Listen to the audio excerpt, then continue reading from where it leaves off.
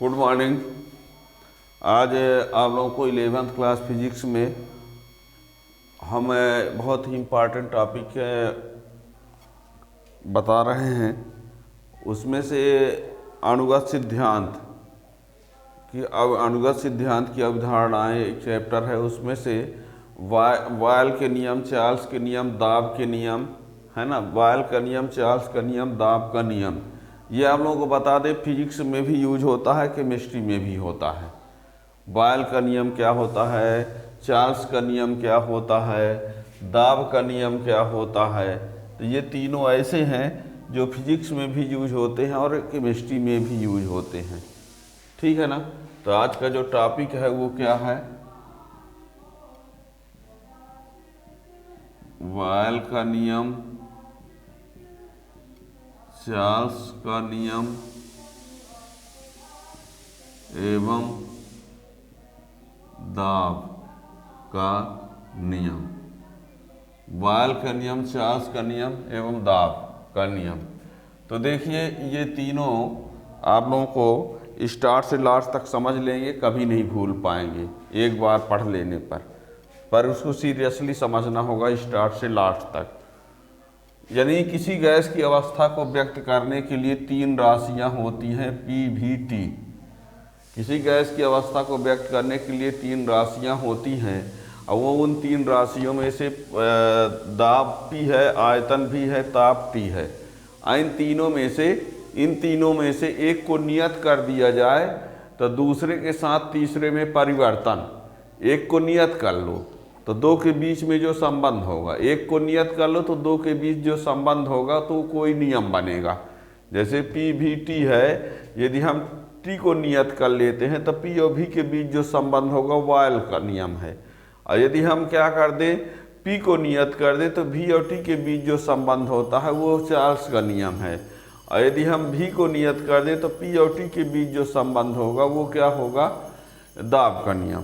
क्या कहा हमने, इसको नियत कर दें, इसको नियत, तो इनके बीच का संबंध बॉयल का नियम। ठीक। और यदि इसको नियत कर दिया जाए, इसको नियत कर दें, इसको नियत कर दें, ठीक है ना, तो इनके बीच का जो संबंध होगा, इनके बीच का जो संबंध होगा वो है क्या, चार्ल्स का नियम।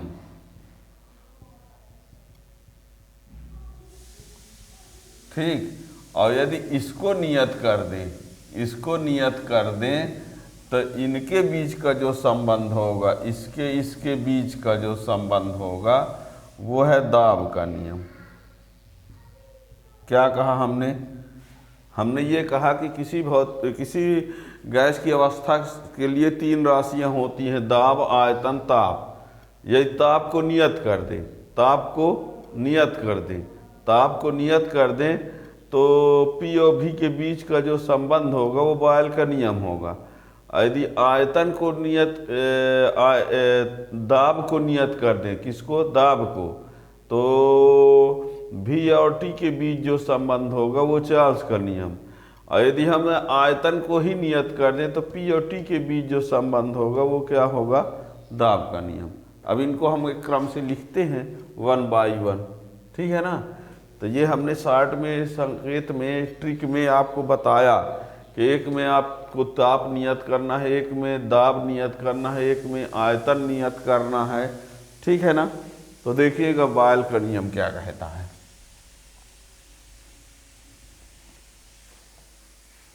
तो बॉयल का नियम,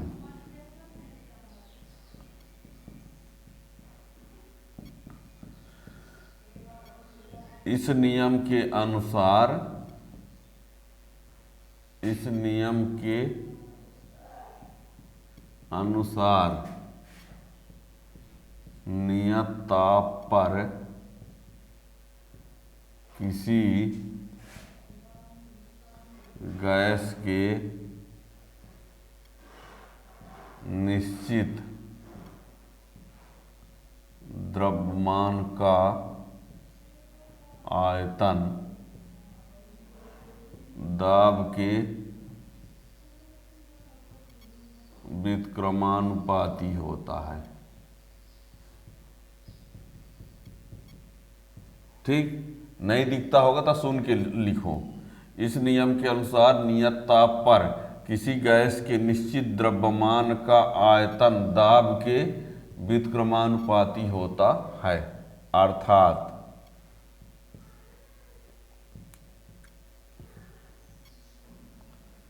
यदि नियत ताप पर गैस का दाब P व आयतन भी है तो यहाँ पर V प्रोपोर्शनल 1/P या V इक्वल टू K/P या PV इक्वल टू के नियतांक, के क्या है, नियतांक है।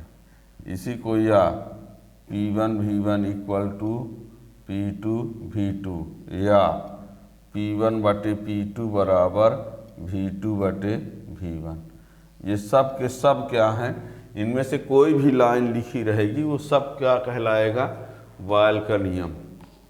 इस नियम के अनुसार नियत ताप पर किसी गैस के निश्चित द्रव्यमान का आयतन दाब के व्युत्क्रमानुपाती होता है। कोई ऐसा बोल दे कि दाब जो है आयतन के व्युत्क्रमानुपाती होता है, कोई ऐसा यदि कह दे कि P प्रोपोर्शनल 1/V, तो ये भी गलत नहीं है। दाब आयतन एक दूसरे के व्युत्क्रमानुपाती हैं।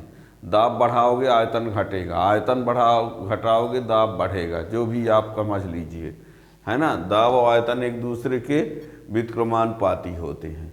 तो ये V proportional upon P, V equal to K/P के नियतांक है PV बराबर के, तो P1 V1 और P2 V2, दाब एक तरफ कर दो, आयतन एक तरफ कर दो, तो ये हो जाएगा। ठीक है ना। तो ये रहा, तो ये है बॉयल का नियम।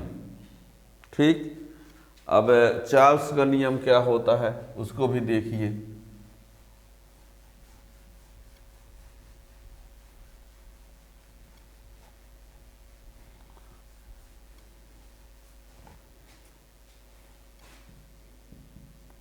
चार्ल्स का नियम,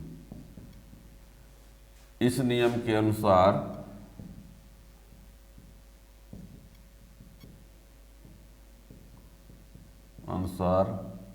नियत दाब पर किसी गैस के निश्चित द्रव्यमान का आयतन उसके परम ताप या ताप अनुक्रमानुपाती होता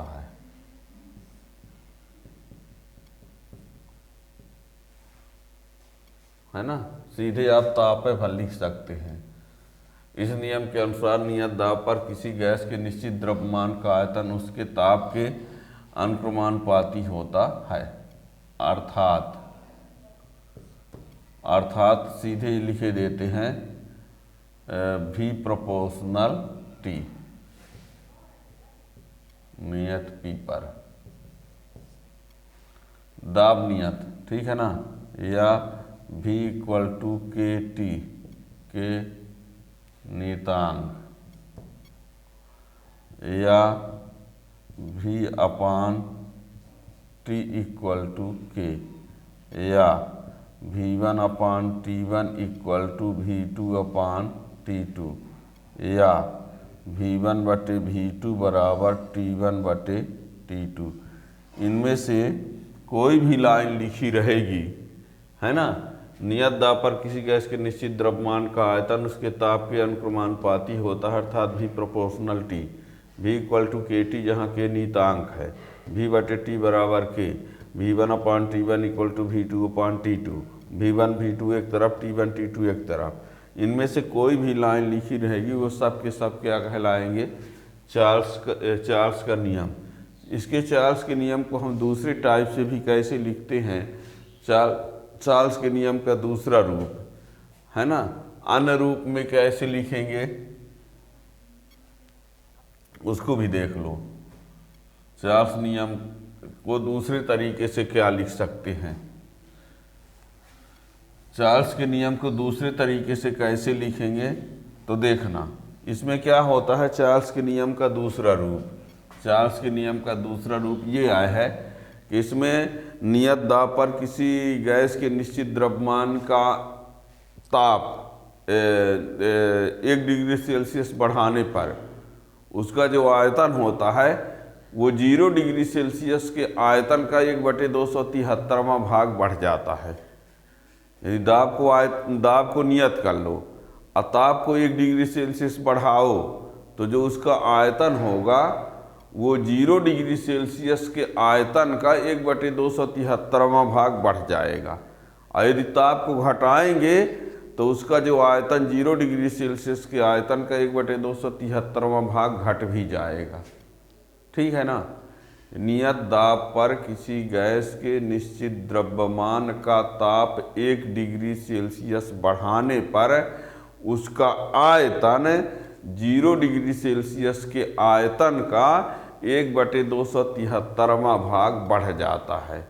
और यदि ताप घटाएंगे तो 1/273वां भाग घट भी जाएगा। ठीक है ना। देखिए कैसे लिखेंगे दूसरे रूप में, इस नियम के अनुसार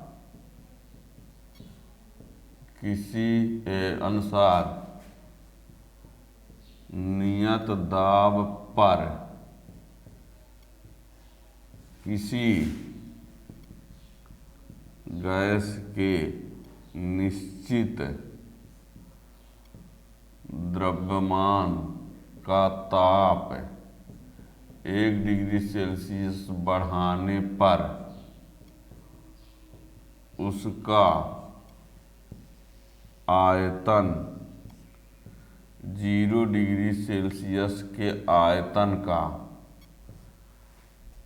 0 डिग्री सेल्सियस के आयतन का 1/273वां भाग बढ़ जाता है। यदि बढ़ाएंगे तो बढ़ जाएगा, घटाएंगे तो घट भी जाता है। इस नियम के अनुसार नियत दाब पर किसी गैस के निश्चित द्रव्यमान का ताप 1 डिग्री सेल्सियस बढ़ाने पर उसका आयतन 0 डिग्री सेल्सियस के आयतन का 1/273 भाग बढ़ जाता है। यदि 0 डिग्री सेल्सियस पर आयतन V0 तथा T डिग्री सेल्सियस पर आयतन VT है तो VT बराबर लिखा जाएगा V0 प्लस V0 गुणे T/273, यानी VT बराबर V01 प्लस T/273। ये बॉयल का नियम। तो चार्ल्स का नियम।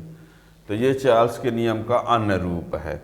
अब वैसे तो भी प्रोपोर्शनलिटी था ही, ठीक है ना। तो ये रहा, इस नियम के अनुसार नियत दाब पर किसी गैस के निश्चित द्रव्यमान का ताप 1 डिग्री सेल्सियस बढ़ाने पर उसका आयतन 0 डिग्री सेल्सियस के आयतन का 1/273 भाग बढ़ जाता है। और यदि यहाँ घटाने पर कह देंगे तो ये क्या हो जाएगा, घट जाएगा। तो बढ़ाने पर बढ़ेगा, घटाने पर घटेगा। तो चाहो तो यहाँ पर प्लस माइनस दोनों लगा दो, है ना। बढ़ाना तो प्लस, घटाना तो माइनस। ठीक। ये इसके बाद है दाब का नियम।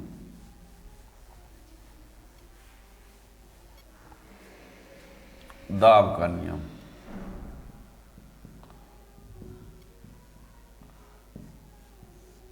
अब इसमें किसको नियत करना होगा, आयतन को। इस नियम के अनुसार नियत आयतन पर किसी गैस के निश्चित द्रव्यमान का दाब उसके ताप के अनुक्रमानुपाती होता है।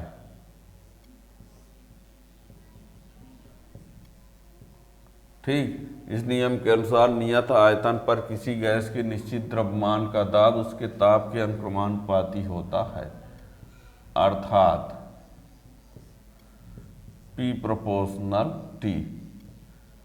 नियत आयतन पर, नियत V पर, V मतलब आयतन, या इसी को लिख सकते हैं P इक्वल टू KT, के नियतांक यहाँ पर हो गया, या P बटे T बराबर इसी को K, या P1 बटे T1 बराबर P2 बटे T2, या P1 बटे P2 बराबर T1 बटे T2। ठीक है ना। ये इनमें से कोई भी लाइन लिखी रहेगी तो वो सब के सब को आप दाब का नियम कह सकते हैं। और जैसे चार्ल्स के नियम का दूसरा रूप बताए थे वैसे ये भी हो सकता है अदर फॉर्म में वो वाला, यानी Pt बराबर P01 प्लस T बटे 273, ऐसा भी। जहाँ जहाँ हमने आयतन लिखा वहाँ दाब कर दो, तो यानी जैसे चार्ल्स के नियम का दूसरा रूप बताए हैं तो वैसे दाब के नियम का भी दूसरा रूप हो जाएगा।